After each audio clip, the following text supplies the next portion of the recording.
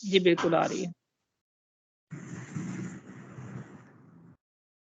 اللهم صل على سيدنا محمد وآله وعترته بعدد كل معلوم تقدير الله الذي لا إله إلا هو الحي القيوم وأتوب إليه يا حي يا قيوم تاجدار حرم ایسے ہم شاہدوں تم پہ ہر دم کروڑوں درود و سلام دور رہ کر نرم ٹوٹ جائے کہیں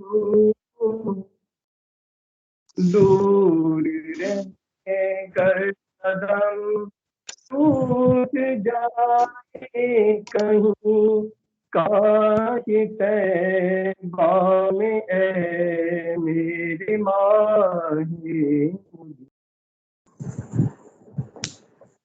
ہونے کو مل جائے تو گزرمی تم پہ ہر دم کروڑوں درود و سلام کوئی حسن عمل پاس میرے نہیں کوئی حسن عمل پاس میرے نہیں بس نہ جاؤں قیامت میں مولا تم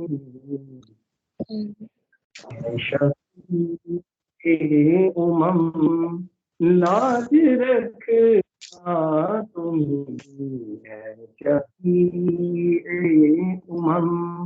لاج رکھنا تم پہ ہر دم کروڑوں درود و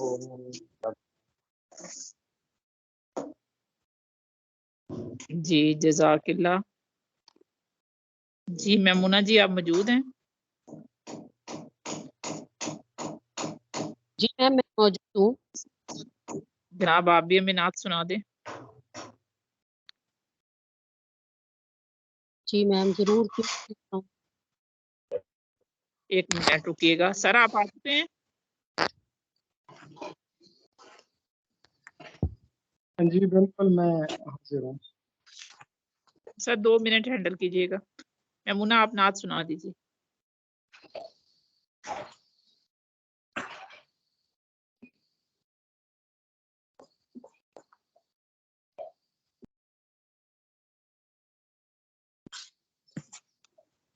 بسم اللہ الرحمن الرحیم.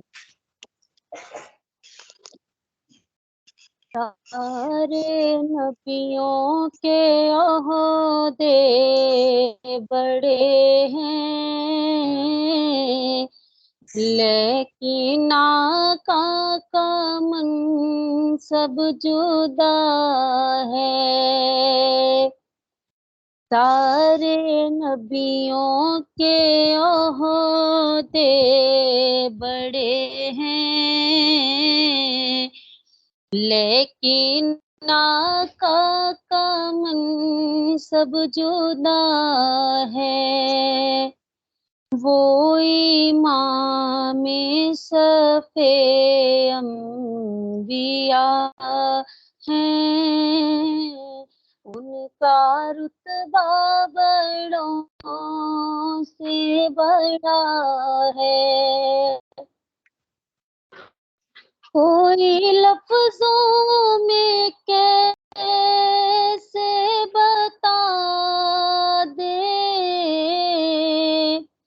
ان کے رتبے کی حد ہے تو کیا ہے، کوئی لفظوں میں کیسے بتا دے، ان کے رتبے کی حد ہے تو کیا ہے، میں نے اپنے بڑوں سے سنا ہے، صرف اللہ ان سے بڑا ہے، میں نے اپنے بڑوں سے سنا ہے،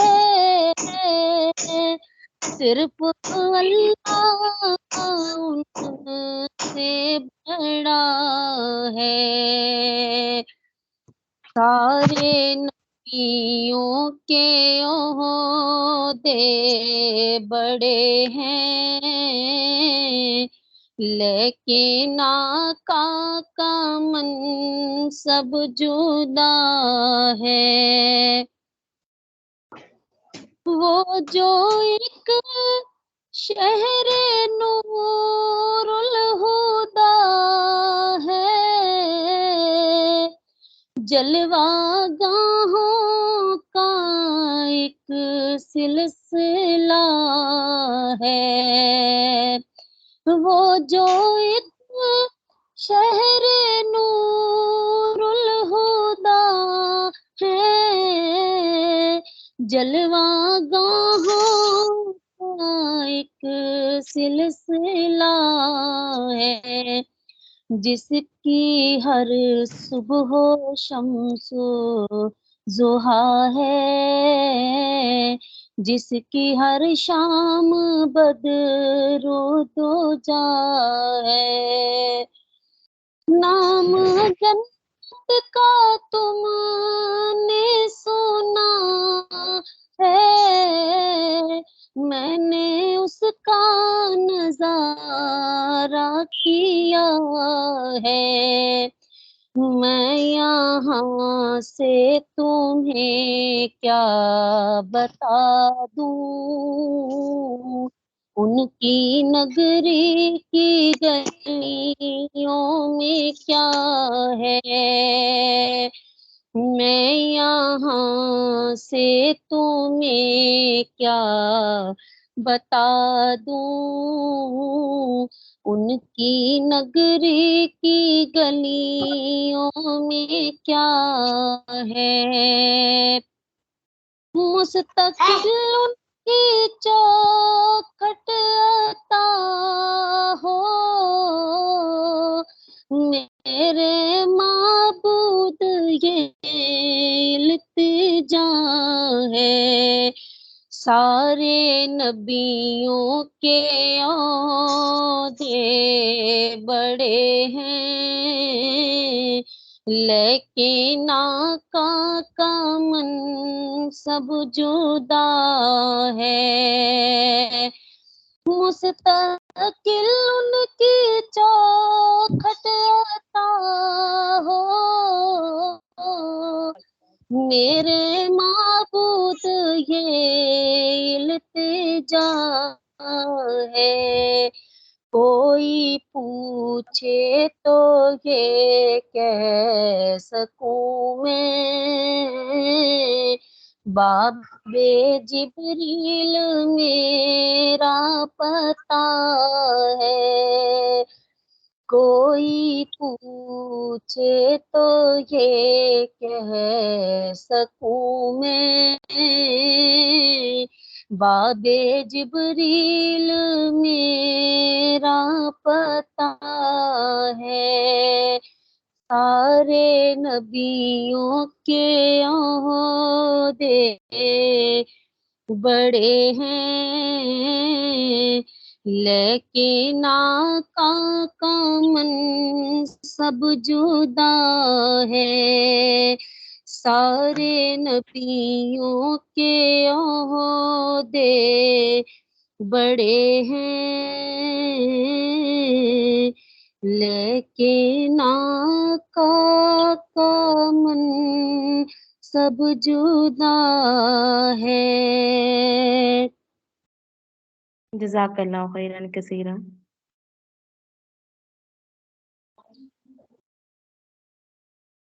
जी माशाल्लाह मैमुना, बहुत जबरदस्त तिलावत की है आपने.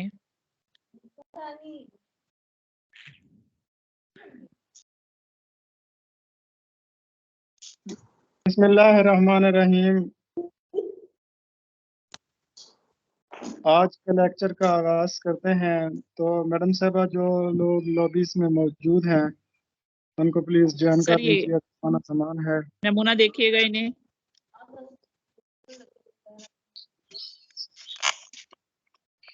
जी मैम, मैं उनको देखती रहती हूँ और जो माइक वगैरह का मसला है वो भी बंदा ऑफ कर देता है, तो मैं देख रही हूँ बस उनको. एक, आप वो कैरी ऑन कीजिए.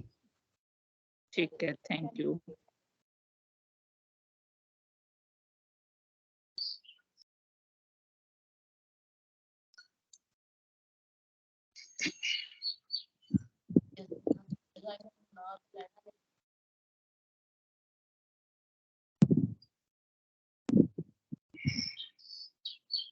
जी मैडम साहबा आज कौन सा लेक्चर है और स्लाइड सर जरा ये दिखाइए. शो हो रही है.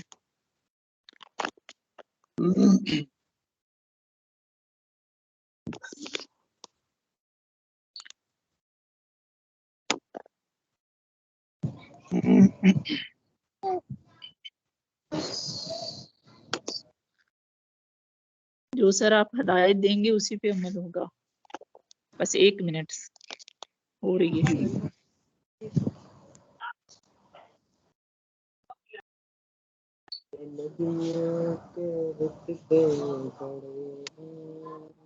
जी सर.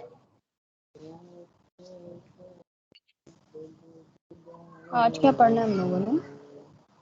सर हो गई ये शो. जी बंद आज करना पड़ा सर तत्वील लताइल लफज़ कभी देखिए. जी बिस्मिल्लाहिर्रहमानिर्रहीम.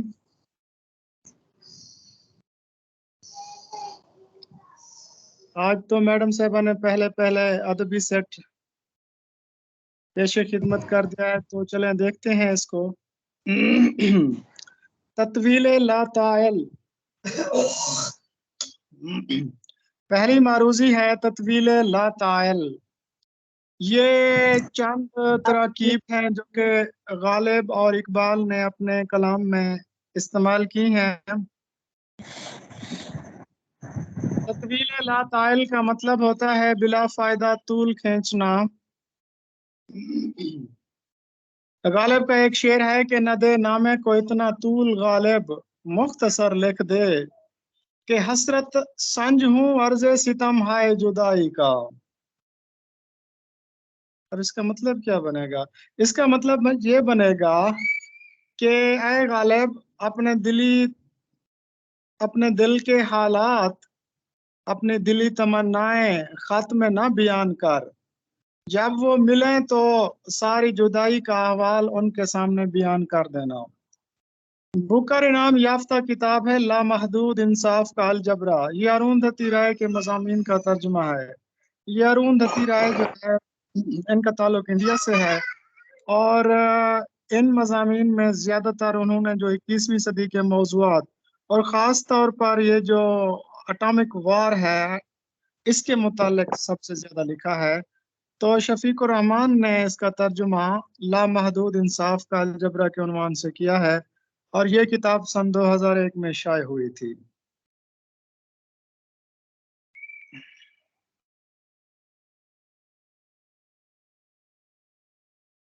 जी नेक्स्ट देखते हैं.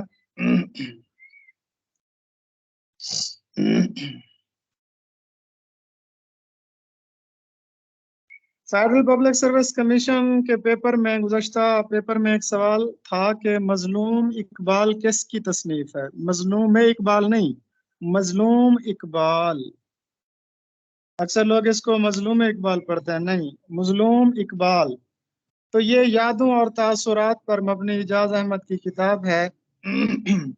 نیکسٹ مروزی ہے باچھیں کھلنا، یعنی بے حد خوش ہونا۔ تو یہ اکثر لوگ اس کو باچھیں کھلنا پڑھتے ہیں، تو گل کا کھلنا ہوتا ہے اور منہ کا کھلنا ہوتا ہے۔ تو باچھیں کھلنا یعنی باچھیں کھلنا، بے حد خوش ہونا۔ بھینس کے آگے بین بجانا، یہ ایک ضرب المثل ہے، اس کا مطلب ہوتا ہے نااہل کے سامنے اچھی بات کہنا۔ وہ تیرا شاعر وہ تیرا ناصر، ناصر کاظمی کے فن اور شخصیت پر ایک بہترین تصنیف ہے، ڈاکٹر حسن رضوی نے لکھی ہے۔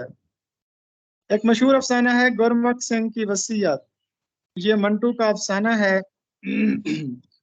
ایک تنقیدی کتاب ہے مباحث، جو کہ ڈاکٹر سید عبداللہ نے لکھی ہے۔ اکثر لوگ اس کو مباحث پڑھتے ہیں، جبکہ یہ میم پر زبر ہے، مباحث۔ عرفان صدیقی کا ایک خوبصورت شعر ہے، مجھے وہ آنکھ نہ دیکھے تو میں ہی سب سے خراب، وہ انتخاب جو کر لے تو بہترین بھی میں۔ جی میڈم سر نیکسٹ۔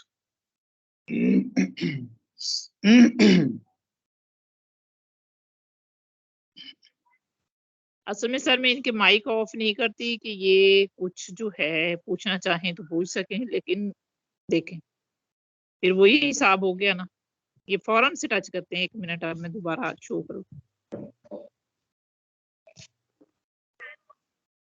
جی اردو ادب کی مختصر ترین تاریخ از ڈاکٹر سلیم اختر۔ میڈم صاحب میری آواز آ رہی ہے؟ جی سر آ رہی ہے، میں بس 1 منٹ میں شو کروا رہی ہوں۔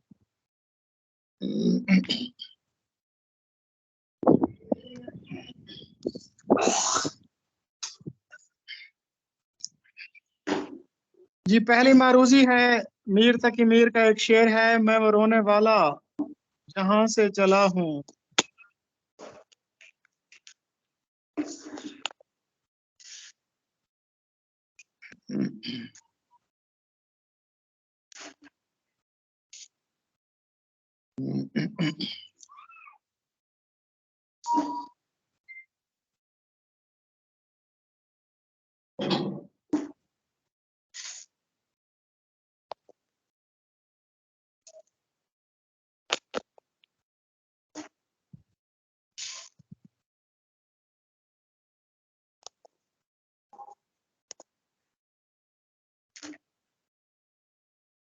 جی سر۔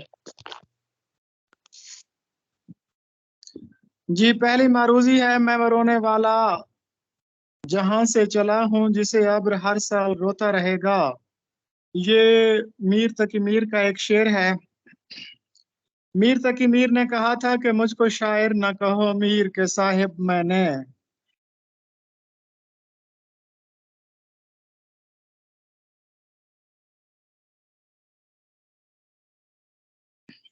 مجھ کو شاعر نہ کہو سر میر کے صاحب میں نے، درد و غم کتنے کیے جمع تو دیوان کیا۔ ایک اور جگہ پر میر تقی میر فرماتے ہیں، میرے رونے کی حقیقت جس میں تھی، ایک مدت تک وہ کاغذ نم رہا۔ اور عطل اجنبی کا وہ شعر مجھے بہت ہی اچھا لگتا ہے۔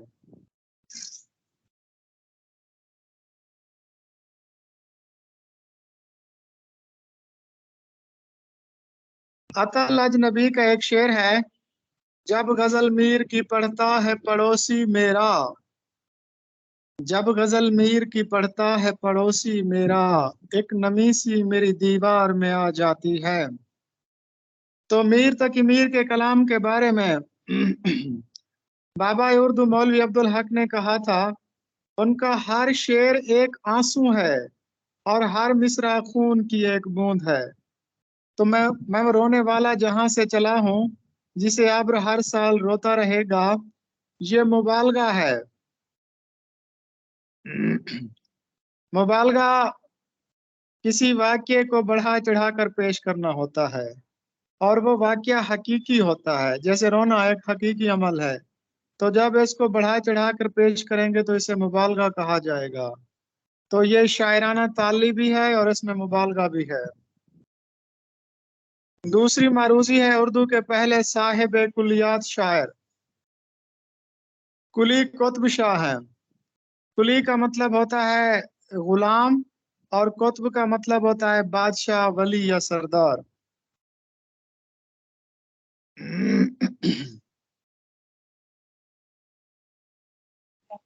जी सर।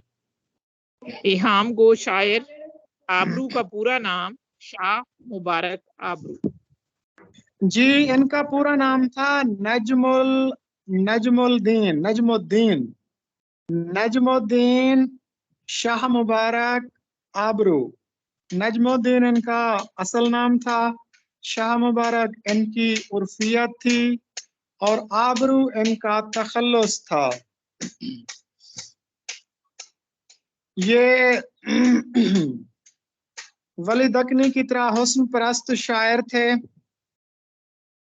और ये मोहम्मद शाह रंगीला के दरबार से वाबस्ता भी थे। कहते हैं कि आखिरी उम्र में इन्होंने दरबार शाही को खैरबाद कहा और दरवेशी और कलंदरी इख्तियार कर ली थी। बड़े जबरदस्त इहाम गो शायर थे। इनका एक खूबसूरत शेर है, कौल आबरू का था कि न जाऊंगा उस गली, होकर के बेकरार देखो आज फिर गया। अब फिर गया यानी कौल से फिरना भी हो सकता है, दोबारा जाना के मानी में भी आ सकता है। कौल आबरू का था कि न जाऊंगा उस गली, होकर के बेकरार देखो आज फिर गया। तो ये फिर गया, ये सनत इहाम है। एक लफ्ज के दो माने निकल रहे हैं। तो शाह नजमुद्दीन शाह मुबारक आबरू का ताल्लुक इहाम गो शोरा से था।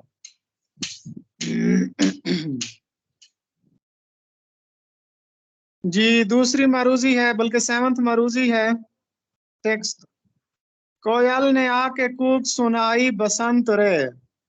अब हमारी शायरी में जो है ना, शोरे किराम ने वो बरसात, बहार, फूल, कोयल, जामन और इस तरह के जो है ना शेरी तलम से इस्तेमाल किए हैं। तो कोयल ने आके कूक सुनाई बसंत रे, बुराए खासो आम के आई बसंत रे।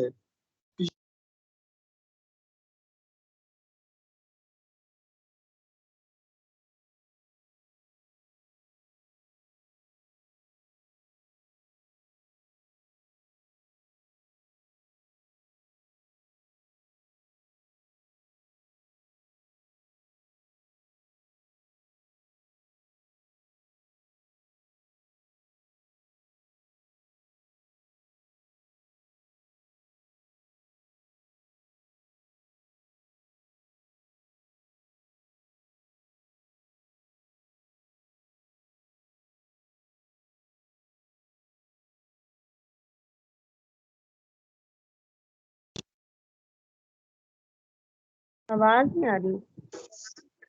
सर चुप हैं क्योंकि आप लोग स्क्रीन को टच कर रहे हैं, तो मैंने स्क्रीन चेंज कर दी है, अब आप लोग टच नहीं कर सकेंगे।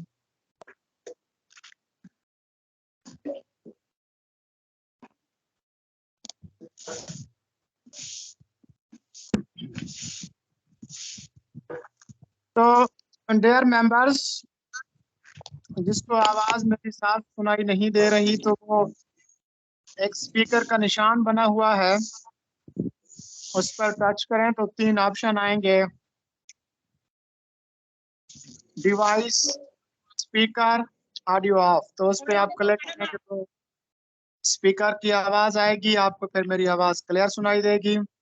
दूसरी बात, ये टेक कंट्रोल लिखा होता है स्क्रीन के ऊपर, तो आप इस पे क्लिक नहीं करेंगे क्योंकि टेक कंट्रोल मैम साहब खुद कर रही है।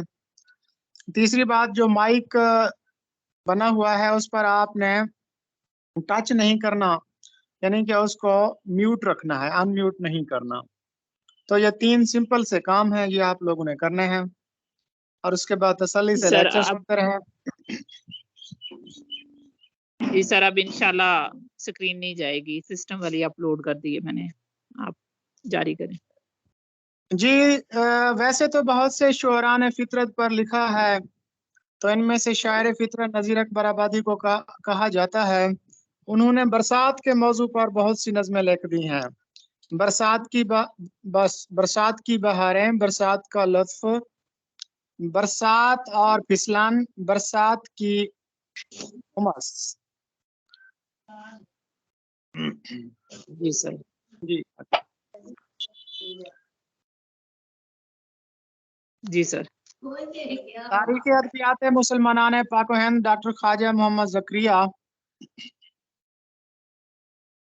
हमने पिछले लेक्चर्स में पढ़ा था कि मुल्ला वजही एक तो दास्तान सबरस के हवाले से मशहूर हैं, दूसरा अपनी मसनवी कुतुब मुश्तरी के हवाले से मशहूर है। ये उर्दू जबान की मशहूर मसनवी है। इसे 1609 में मुल्ला वजही ने तहरीर किया था। ये कुली कुतुब शाह की मदह में लिखी गई है। ये दरअसल इश्किया मसनवी है जो कि कुली कुतुब शाह और भागमती जो मशहूर रक्कासा थी उसके दास्तान इश्क का इहाता करती है। तो कुली कुतुब शाह ने फिर भागमती से शादी भी की थी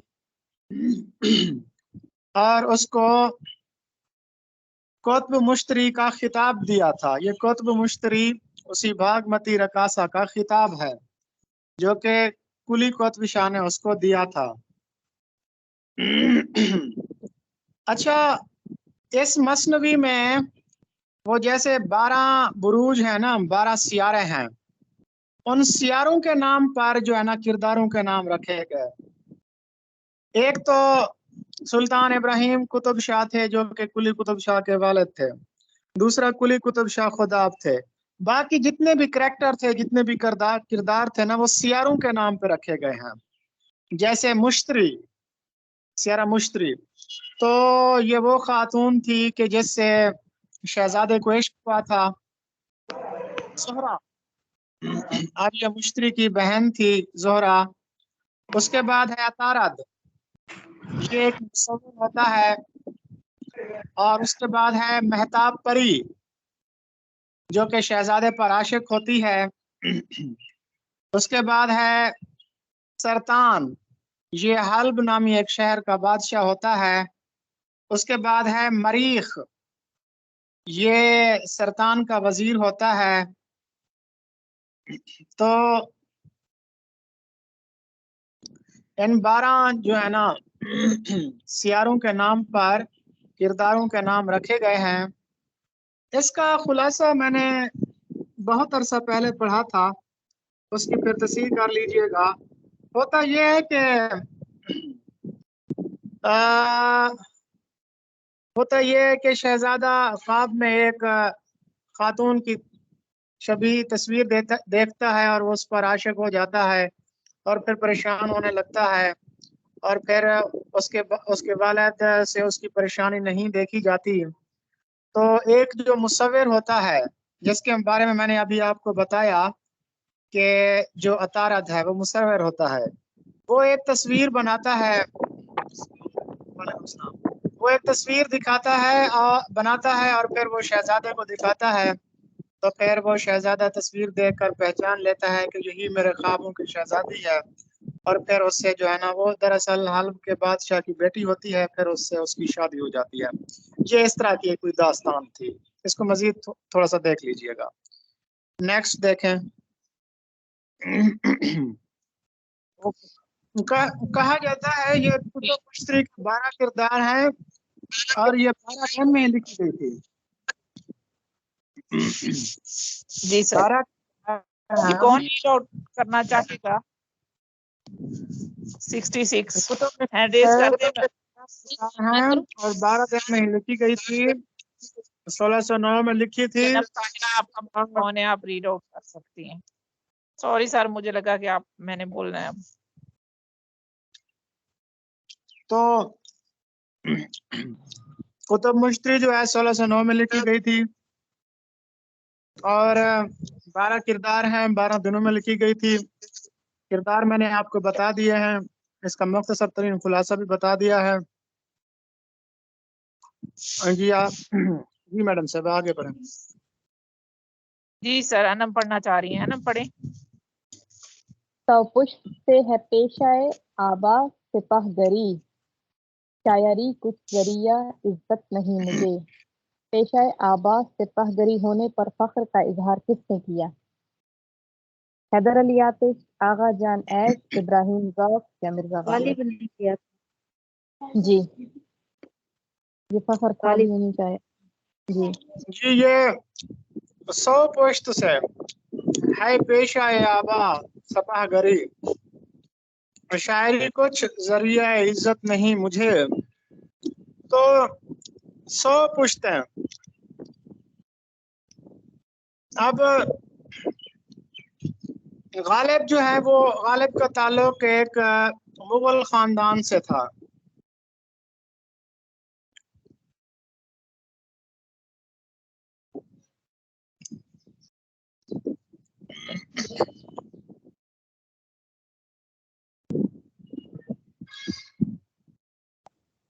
सर आपकी आवाज चली गई है।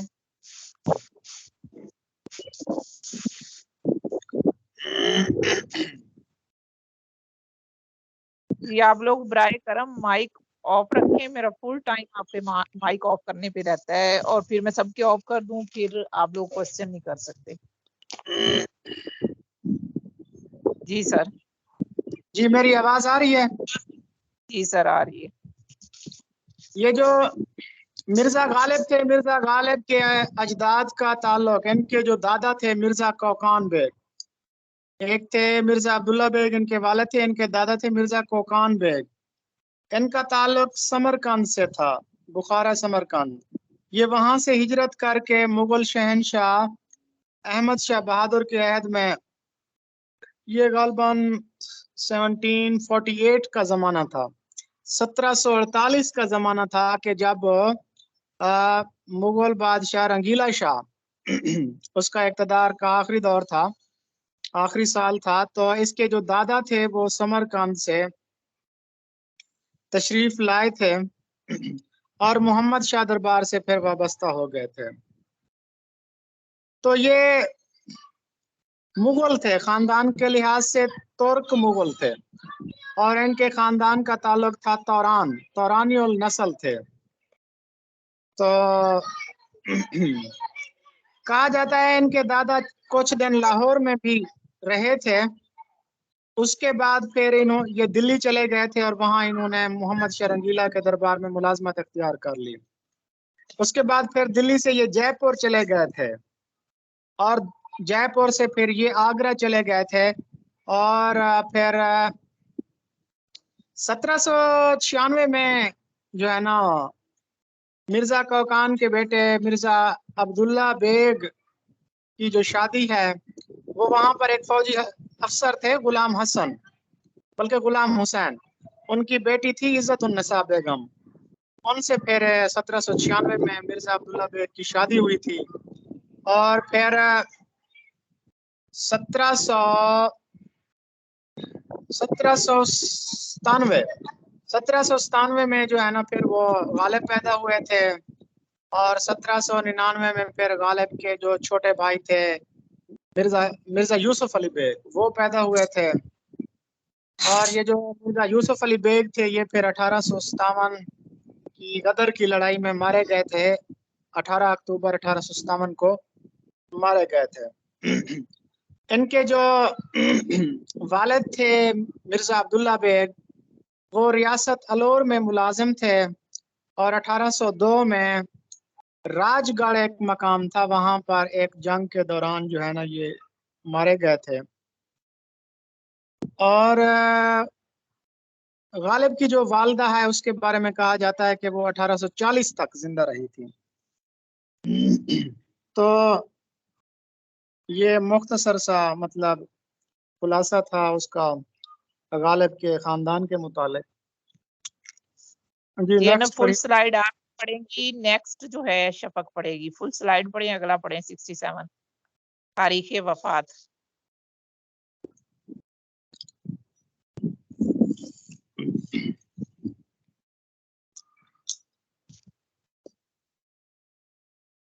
तारीख वफात उसकी जो पूछे कोई हाली, कह दो कि हुआ खात्मा उर्दू तारीख वफात, तारीख वफात। जी आपको पता है जी एक सर। फन है जिसको हम तारीख गोई कहते हैं। तारीख गोई में किसी मिसरे, किसी तरकीब, किसी एक नसरी जुमले से हरूफ के आदाद से एक कीमत निकाली जाती है जिससे सन बरामद किया जाता है। तो 1327 हिजरी ये 1910 ईस्वी बनता है। ये उस दिन मैडम साहबा हमने डिस्कशन क्लास में इसकी जो तारीख है वफात है वो हमने निकाली थी मुख्तलिफ आदाद की कीमत डाल के। आपको अगर आपने अच्छी उर्दू पढ़नी है तो कम से कम हरूफ की कीमतें आपको पता होनी चाहिए। तारीख गोई में हफीज होशियारपुरी, शेख इमाम बख्श नासिर और मोमिन खान मोमिन, मीर मेहदी हुसैन मजरू, इनको मलका हासिल था। जी मैडम साहबा। जी मैमूना पढ़ें आप। जी मारूसी नंबर है 68। वो मेरा यूसुफ सानी, वो शमाए महफिल इश्क, हुई है जिसकी अखुवत करारे जा मुझको। अलामा इकबाल के लिए यूसुफ सानी कौन है? हाँ जी, इसको जरा देखिए। एक तो लफ्ज उखुवत इस्तेमाल हुआ है। उखुवत, उखुवत का मतलब होता है भाईचारा, यानी कि इस शेर का ताल्लुक उनके भाई से है और उनके बड़े भाई का नाम था शेख अता मोहम्मद। मेरी आवाज क्लियर आ रही है मैडम साहबा? सर बिल्कुल क्लियर है, माशाल्लाह असल में जबरदस्त आवाज आ रही है। हुआ ये था कि ये जो अल्लामा इकबाल की पढ़ाई के तमाम अखराजात है ना, उनके भाई शेख अता मोहम्मद ने बर्दाश्त किए थे। तो ये जो शेख अता मोहम्मद थे ये बलूचिस्तान में मुलाजमत करते थे। तो क्या हुआ कि 1903 में, 1905 में इकबाल जो है वो यूरोप गए थे ना, तो 1903 में बलूचिस्तान में चूंकि ये मुलाजमत करते थे शेख अता मोहम्मद, तो उन पर झूठा मुकदमा बना दिया गया था। इकबाल फिर बलूचिस्तान भी तशरीफ ले गए थे इस सिलसिले में। तो जब शेख अता मोहम्मद ने उनको आला तालीम हासिल करने के लिए बरतानिया जाने का कहा और प्रोफेसर आर्नल्ड ने भी यही कहा था कि आप बरतानिया चले जाएं, तो बरतानिया जाने से काबिल उस वक्त बरतानिया जाने के लिए जो है ना ये बहरी सफर इख्तियार किया जाता था बम्बई से। बम्बई से फिर आगे जो है ना वो यूरोप का सफर इख्तियार किया जाता था, बहरी सफर। तो ये सबसे पहले दिल्ली गए थे। दिल्ली में जो हजरत महबूब इलाही निजामुद्दीन औलिया का जो दरबार था, वहां जाकर उन्होंने एक नज्म पढ़ी थी। उस नज्म का उन्वान था इल्तिजाए मुसाफिर। तो इल्तिजाए मुसाफिर में ये शेर उन्होंने अपने जो है ना बल्कि इल्तिजाए मुसाफिर में यानी कि वहां पर जाकर उन्होंने अपने भाई शेख अता मोहम्मद के हक में दुआ की थी और फिर यही दुआ या शेर पढ़ा था। तो यहाँ पर उखुवत से मुराद शेख अता मोहम्मद है।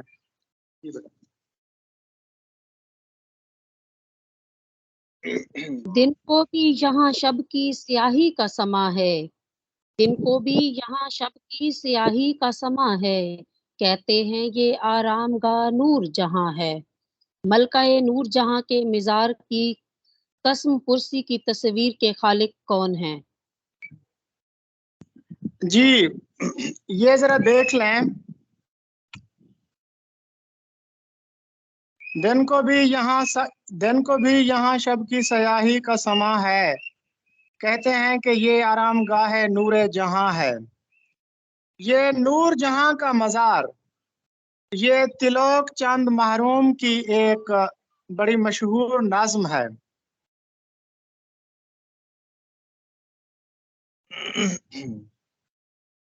ये मलका नूर जहां मुगल शहनशाह जहांगीर की मलका थी और इनका जो मज़ार है वो लाहौर में है। اور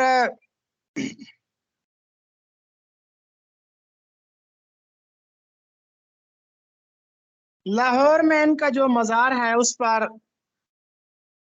حافظ محمد اجمل خان کا ایک کتاب بھی لکھا ہوا ہے تاریخ وفات ملکہ نور جہاں کے نام سے، اور وہاں پر جو مصرع لکھا ہوا ہے بر مزار ما غریبہ نے چراغے نے گلے نے پرے پروانہ سوزد نے صدائے بلبلے، یہ وہاں پر لکھا ہوا ہے۔ تو یہ نور جہاں دراصل مغل شہنشاہ جہانگیر کی بیوی تھی، اور اس کا جو مقبرہ ہے وہ بڑی ماں پرسی کا شکار ہے۔ جی نیکسٹ۔ جی سر، آپ نے نوٹ کر لیا، اور میں اس وقت سے کہہ رہی تھی کہ میں نے کہنا ہے کہ میمونہ یہ لفظ آپ نے صحیح نہیں پڑھا۔ جی شفق اگلے تین میم آپ پڑھیں۔ جی میمونہ بولیں۔ میم آپ نے شفق کو کہا ہے وہ پھر پڑھیں گی۔ اچھا، جی یہ اب تین وہ میں پڑھیں آپ کو بتاتا چلوں کہ یہ جو تلوک چند محروم ہیں ان کے بیٹے تھے جگن ناتھ آزاد۔ تلوک چند محروم جو ہے یہ ضلع میاں والی میں پیدا ہوئے تھے، بعد میں مائیگریٹ کر گئے تھے۔ تو یہ ڈیرہ اسماعیل خان میں انگریزی کے استاد بھی رہے تھے، تلوک چند محروم۔ جگن ناتھ آزاد ان کے بڑے مشہور فرزند ہیں، اور اکثر لوگ اس کو جگن ناتھ پڑھتے ہیں، جبکہ درست تلفظ ہے جگن ناتھ، جیم پر زبر ہے۔ جی آگے بڑھے۔ جی شفق جلدی سے پڑھیں، پھر آپ لوگ کہتے ہیں کہ ہم نے پڑھنا ہے تو اٹینٹو جی رہا میم، کریں۔ تین آپ پڑھیں اب۔ دل یہ کہتا ہے فراق کے انجمن سہنے لگوں، شہر کی رنگینیاں چھوڑوں یہیں لگوں، شہر کی رنگینیاں چھوڑ کر دیہات میں بسنے کی شدید تمنا کس کی ہے؟ جی احسان دانش، جن کو رومانوی شاعر بھی کہا جاتا ہے، فطری شاعر بھی کہا جاتا ہے، شاعر مزدور بھی کہا جاتا ہے، یہ ان کا خوبصورت شعر ہے۔ سر جی آگے۔ کوہ آدم سے تا کوہ بیضا، جہاں جاؤ گے کھوج پاؤ گے ان کا، کوہ آدم کہاں واقع ہے؟ جی سر کوہ آدم سے، یہ مسدس حالی کا ایک شعر ہے۔ سر کوہ آدم سے تا کوہ بیضا، جہاں جاؤ گے کھوج پاؤ گے ان کا۔ تو کوہ آدم اور کوہ بیضا دو پہاڑوں کا ذکر کیا گیا ہے۔ تو یہ جو کوہ آدم ہے یہ سری لنکا میں ہے۔ سری لنکا کے کیپٹل کولمبو سے تقریباً 40 کلومیٹر مشرق کی طرف ایک پہاڑی ہے۔ یہ تقریباً کوئی 7630 فٹ بلند پہاڑی ہے۔ تو اس پہاڑی پر 5 فٹ 4 انچ لمبا ایک پاؤں کا نشان ہے۔ ہندو کہتے ہیں کہ یہ ہمارے دیوتا شیوا جی کا ہے، اور مسلمان کہتے ہیں کہ نہیں، یہ نشان جو ہے حضرت آدم علیہ السلام کا ہے۔ تو کوہ آدم کہتے ہیں کہ جب حضرت آدم علیہ السلام کو جنت سے انتقال کر دیا گیا، سب سے پہلے وہ کوہ آدم پر تشریف لائے تھے۔ تو اس ان بچوں کو کیا صحیح؟ جی اگلی مروزی پڑھیے۔ سوال نمبر 71 سے پیوست رہ کوہ کر بیضا بتائیے۔ دیکھ رہے ہیں، کوہ بیضا جو ہے یہ ادھر ہے، اسپین میں ہے۔ جی سر۔ کوہ بیضا اسپین میں ہے، کوہ آدم سری لنکا میں ہے، کوہ جوتی جہاں پر حضرت نوح علیہ السلام کی کشتی ٹھہری ہوئی ہے وہ ترکی میں ہے، اور کوہ الوند یہ طیبہ۔ ایران میں ہے۔ 4 پہاڑوں کے متعلق اکثر پوچھا جاتا ہے کمیشن میں۔ طیبہ نیکسٹ 4 آپ پڑھ لیں۔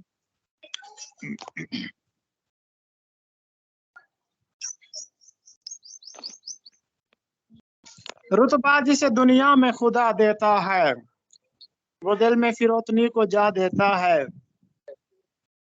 کرتے ہیں تہی مغز ثنا آپ اپنی، جو ظرف کے خالی ہو صدا دیتا ہے۔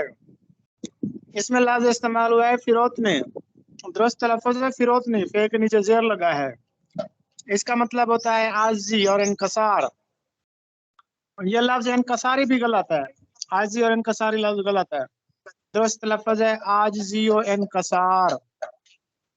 تو یہ میر انیس کی ایک ربائی ہے، ربائی 4 مصروں کی حامل ایک مختصر نظم ہوتی ہے جس میں ایک مکمل مضمون بیان کیا جاتا ہے۔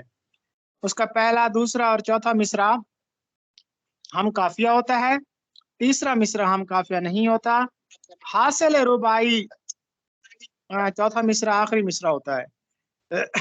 رتبہ جسے دنیا میں خدا دیتا ہے وہ دل میں فروتنی کو جا دیتا ہے، کرتے ہیں تہی مغز ثنا آپ اپنے جو ظرف کے خالی ہے صدا۔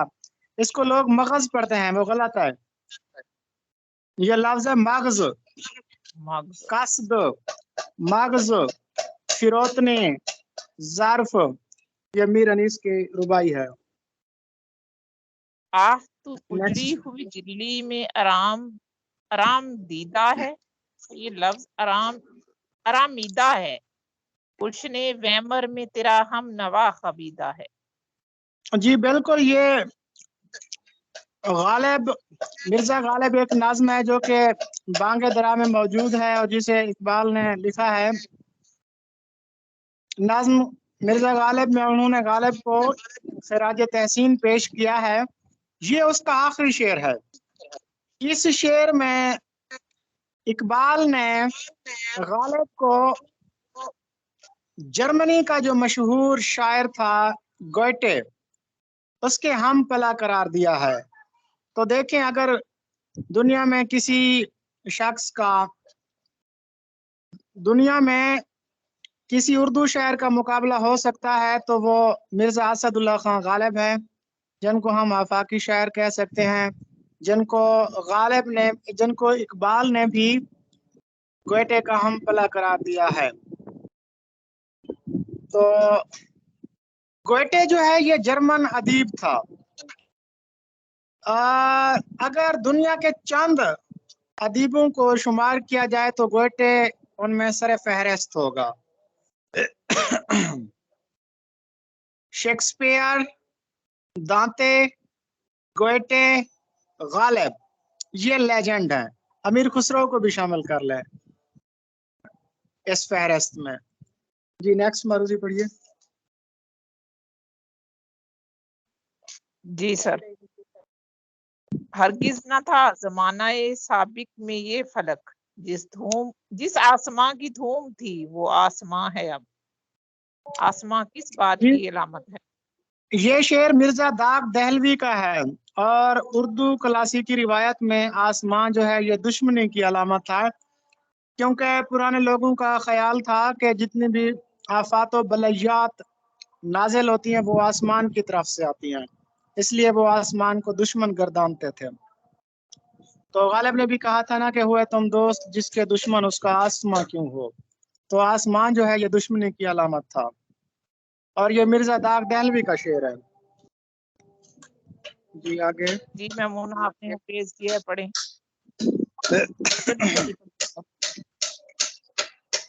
ایک ہی قانون عالمگیر کے ہیں سب اثر، بوئے گل کا باغ سے گلچی کا دنیا سے سفر۔ علامہ گلچی اقبال دنیا سے سفر، بہت ہی خوبصورت شعر۔ یہ داغ کے نام سے ایک مرثیہ لکھا تھا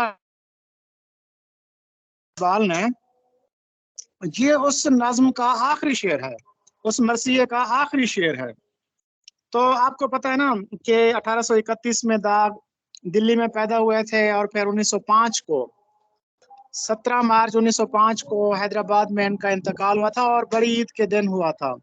تو چونکہ یہ اقبال کے استاد تھے، اس لیے اقبال نے اپنے استاد کو خراج تحسین پیش کرنے کے لیے ایک مرثیہ لکھا تھا، جیسے الطاف حسین حالی نے غالب کو خراج تحسین پیش کرنے کے لیے ایک مرثیہ لکھا تھا، اسی طرح اقبال نے بھی اپنے استاد داغ دہلوی کو خراج تحسین پیش کرنے کے لیے مرثیہ داغ لکھا، اور یہ جو گلچی کا سفر یہ اس نظم کا آخری شعر تھا۔ اور یہ وہ مرثیہ ہے کہ جس کے آغاز میں اقبال نے 5-6 شعراء کا ذکر کیا ہے، اور اس مرثیے کے پہلے بند کے آخر میں جہان آباد کا آخری شعر کہا ہے، آخری شاعر کہا ہے مرزا داغ دہلوی کو۔ اقبال کہتے ہیں عظمت غالب ہے ایک مدت سے پیوند زمین، مہدی مجروح ہے شہر خاموشاں کا مکین، توڑ ڈالی موت نے غربت میں مینائے امیر، چشم محفل میں ہے اب تک کیف صحبائے امیر، آج لیکن ہم نوا سارا چمن ماتم میں ہے، شمع روشن بجھ گئی بزم سخن ماتم میں ہے، بلبل دلی نے باندھا اس چمن میں آشیاں، ہم نوا ہے سب انادل باغ ہستی کے جہاں، چل بسا داغ آہا میت اس کی زیب دوش ہے، آخری شاعر جہان آباد، آخری شاعر جہان آباد کا خاموش ہے۔ تو یہ مرثیہ ہے داغ، جو لوگ اقبال کو خصوصی طور پر تیار کر رہے ہیں وہ مرثیہ داغ کا پہلا بند ضرور پڑھیں، یاد کریں بلکہ اس کو۔ تو آخری شاعر جہان آباد کا خاموش ہے، یہ داغ دہلوی کو جہان آباد کا آخری شاعر کہا ڈاکٹر علامہ محمد اقبال نے۔ جی آگے جی۔ لازم تھا کہ دیکھو میرا رستہ کوئی دن اور، تنہا گئے کیوں اب رہو تنہا کوئی دن اور۔ مرزا غالب نے یہ مرثیہ کس کی وفات پر کہا ہے؟ اصل میں مرزا اسد اللہ خان غالب کے 7 بچے ہوئے تھے، لیکن افسوس ان میں سے کوئی بھی 15 ماہ سے زائد نہ جیا۔ اپنی اسی تنہائی اور بعض دیگر وجوہات کی بنا پر غالب نے اپنی بیوی کے بھانجے زین العابدین خان عارف کو اپنا بیٹا بنا لیا تھا، لیکن عین شباب کے عالم میں، یعنی 35 ایئرز اولڈ تھے وہ، 35 سال کی عمر میں زین العابدین عارف بھی داغ مفارقت دے گئے۔ اکثر لوگ اس کو داغ مفارقت پڑھتے ہیں، جبکہ یہ درست تلفظ ہے داغ مفارقت دے جانا، راہی ملک عدم ہو جانا، شہر خاموشاں کا مکی ہو جانا، داعی اجل کو لبیک کہنا۔ اسی طرح یہ جو الفاظ ہے نا، یہ جانے والوں کے لیے استعمال ہوتے ہیں۔ یہ ایک رسائی غزل ہے، یعنی کہ رسائی غزل مرثیہ کی حیات میں لکھی ہوئی۔ غالب کہتے ہیں کہ لازم تھا کہ دیکھو میرا رستہ کوئی دن اور، تنہا گئے کیوں اب رہو تنہا کوئی دن اور۔ جی شاہدہ نیکسٹ آپ پڑھیں۔ ایک منٹ، آئے ہو کل اور آج ہی کہتے ہو کہ جاؤں، بہت خوبصورت ہے۔ اس کو جو لوگ غالب کو تیار کریں وہ اس غزل کو ضرور تیار کریں۔ آئے ہو کل اور آج ہی کہتے ہو کہ جاؤں، مانا کہ ہمیشہ نہیں اچھا کوئی دن اور، جاتے ہوئے کہتے ہو قیامت کو ملیں گے، جاتے ہوئے کہتے ہو قیامت کو ملیں گے، کیا خوب قیامت کا ہے گویا کوئی دن اور، ہاں اے فلک کی اتنا تھا ابھی عارف، کیا تیرا بگڑتا جو نہ مرتا کوئی دن اور۔ جی نیکسٹ پڑھیے۔ جی سائمان جم آپ پڑھیں آپ۔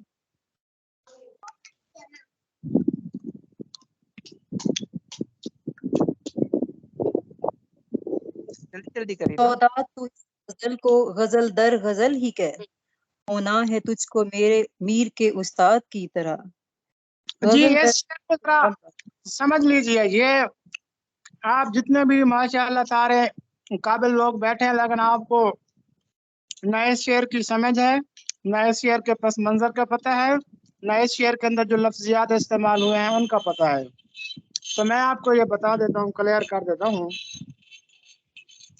یہ جو میر تقی میر تھے نا اور مرزا محمد رفیع سودا، ان کی آپس میں معاصرانہ چشمک رہتی تھی۔ جب سودا نے یہ شعر لکھا ہے کہ سودا تو اس غزل کو غزل در غزل ہی کہے، ہونا ہے تجھ کو میر سے استاد کی طرف۔ تو اب ہماری جو درسی تو خیر نہیں کہہ سکتے، معروضی کتب جتنی بھی ہیں، ان में सब में ये लिखा हुआ है कि ये शेर मीर की शायराना अजमत का इजहार है। ये गलत है। तो मीर से यानी कि अब देखे ना, सौदा तो इस गजल को गजलदार ही कहे, होना है तो उसको मीर से उस्ताद की तरफ होना, ये एक मुहावरा है, अक्सर लोगों को पता नहीं होता। तरफ होना का मतलब है मुकाबिल होना, हरीफ होना, किसी पर उंगली उठाना, अपने आप को बुलंद और बरतर जाहिर और साबित करना। तो यानी जो क्लासिकी अहद था उसमें गजल दर गजल कहना जो है वो कादरुल कलामी समझा जाता था। यानी आपने कोई एक गजल लिखी और फिर उसी काफिया रदीफ में दूसरी गजल आपने लिख दी, उसी जमीन में, उसी बहर, उसी काफिया, उसी रदीफ में आपने फिर दूसरी गजल लिख दी। तो ये कादरुल कलामी का इजहार था। और ये सौदा तो इस गजल को गजल दर गजल ही कहे, तो ये जो है ना शायराना ताल्ली है मिर्जा मोहम्मद रफी सौदा की। और आपको पता है इस शेर के जवाब में मीर ने क्या लिखा था? तरफ होना मेरा मुश्किल है मीर, इस शेर के फन में। तरफ होना मेरा मुश्किल है मीर, इस शेर के फन में। यूं ही सौदा कबू होता है, सो जाहिल है क्या जाने। यानी कि मीर तकी मीर कहते हैं कि शायरी के मैदान में मेरा मद्दे मुकाबिल होना ये नामुमकिन बात है। ये तो जाहिल सौदा ही ऐसे कहता रहता है कि मैं मीर का हरीफ हूँ या उससे मैं बढ़ जाऊंगा। तो गजल दर गजल उसी काफे रदीफ बहर जमीन में, और उस हवाले से जो शेर था, उसकी जो तफहीम थी, उसका जो पस मंजर था, वो मैंने जी आपको आमना गुल, बताया। आमना गुल आप पढ़ें अब। जी मैडम साहब, सही समझ आ रहा है क्लियर आप? बिल्कुल सर, बेहतरीन समझ आ रहा है। वो आज मुझे बहुत गुस्सा आया, डिस्कशन क्लास में कोई बच्ची कह रही थी कि सर जल्दी जल्दी कलीद को कवर कराएं। और भाई खुदा का खौफ करो, कलीद को सोच समझ के पढ़ो। आपको एक शेर का पता नहीं है, एक शेर की तफहीम नहीं आती, बस दो चार मरूजों को फेरे देकर आप समझते हैं कि आपकी तैयारी हो गई है। तो तैयारी तो इस चीज का नाम है, आप एक शेर देखें, उसको देखें कि वो किस मसनबी का है, उसके खालिक कौन है, उसके अंदर जो इस्तियारा है उसके अंदर अरकान कौन से हैं, उस शेर का पस मंजर क्या है। इसीलिए तो मैं कहता हूँ कि 5 मरूजियां पढ़ो, कम से कम शानदार पढ़ो। बेहतरीन सर। इनका सर प्रॉब्लम है आज, मैं बल्कि एक दफा मैं भी तंग हो गई हूँ कि सफा नंबर कौन सा है, सफा नंबर कौन सा है। भाई कुछ समझ नहीं आ रही वो पूछो, बेमानी चीजों के पीछे घूमते हैं। जी आमना हाँ आप जी। पढ़ें।